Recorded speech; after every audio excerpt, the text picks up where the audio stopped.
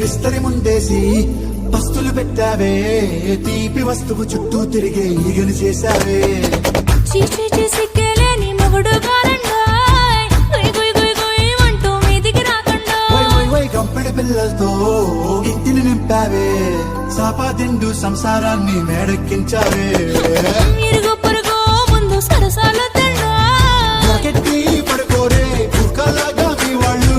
చేస్తాం ఎక్కేస్తాం ఇట్టాగే డాబాలు